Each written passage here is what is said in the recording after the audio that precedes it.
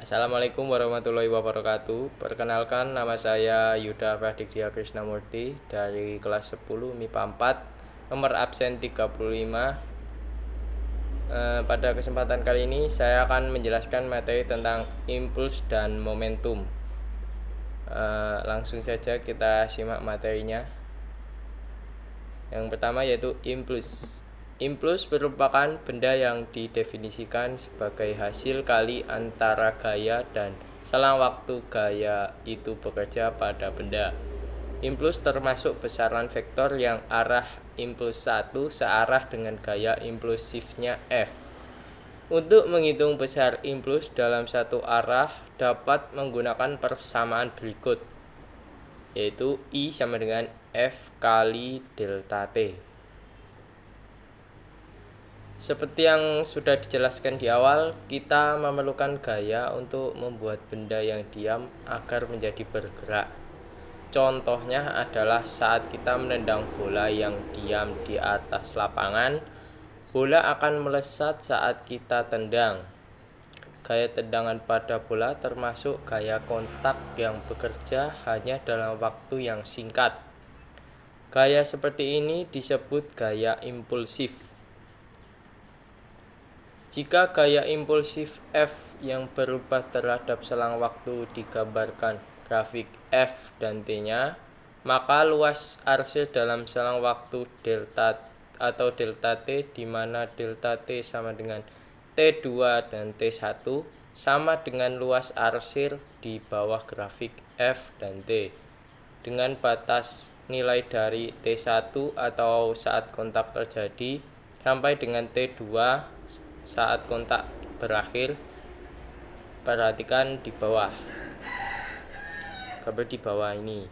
Jika waktu terjadinya tumbukan atau impuls semakin lama, maka gaya yang bekerja pada benda akan semakin kecil. Impuls sama dengan luas daerah di bawah atau grafik F dan T sampai T. Nah, langsung kita lanjut ke materi kedua, yaitu momentum. Sesuai dengan hukum Newton 1 yang sudah dijelaskan di awal, benda yang sedang bergerak akan terus cenderung bergerak sehingga sukar untuk dihentikan. Momentum adalah ukuran kesukaran untuk menghentikan suatu benda yang sedang bergerak. Setiap benda yang bergerak pasti memiliki momentum. Momentum merupakan hasil kali antara massa dan kecepatan benda. Karena kecepatan merupakan besaran vektor, maka momentum juga termasuk besaran vektor yang arahnya sama dengan arah kecepatan benda. Secara matematis, momentum dirumuskan sebagai hasil kali massa dan kecepatannya, yaitu P sama dengan M kali V. Perhatikan kedua gambar di atas. Jika kedua kendaraan tersebut bergerak dengan kecepatan yang sama, menurut kamu dari kedua kendaraan tersebut manakah yang lebih sukar untuk dihentikan? Lalu jika terdapat dua kendaraan yang massa yang sama bergerak dengan kecepatan yang berbeda, manakah yang lebih sukar untuk dihentikan? Kendaraan dengan kecepatan yang rendah atau kecepatan tinggi? Pertanyaan-pertanyaan ini merupakan konsep dari momentum. Lanjut, kita ke hukum kekekalan momentum. Hukum kekekalan momentum memegang peranan penting dalam peristiwa tumbukan. Hukum kekekalan momentum menyatakan bahwa jumlah momentum sebelum tumbukan sama dengan jumlah momentum setelah tumbukan. Ya, beginilah gambarnya, bisa dilihat. Berdasarkan gambar tersebut menunjukkan bola dengan massa 1 atau M1 dan massa 2 atau M2 yang bergerak berlawanan arah dalam satu garis lurus dengan kecepatan berturut-turut sebesar V1 dan V2. Setelah keduanya bertumbukan, masing-masing kecepatan berubah menjadi V1 dan V2.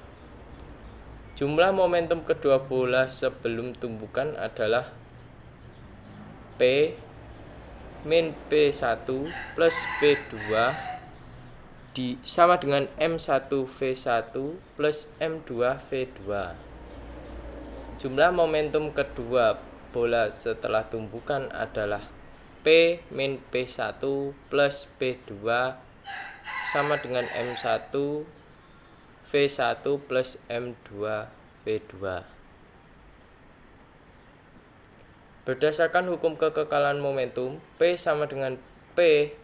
Dengan demikian, M1 V1 plus M2 V2 sama dengan M1 V1 plus M2 V2. Hukum kekekalan momentum hanya berlaku jika jumlah gaya luar pada benda-benda yang bertumbukan sama dengan 0. Nah, itu adalah materi yang dapat saya sampaikan. Apabila ada tutur kata yang kurang berkenan, saya mohon maaf dengan setulus-tulusnya. Saya akhiri, wabillahi taufiq wal hidayah. Wassalamualaikum warahmatullahi wabarakatuh.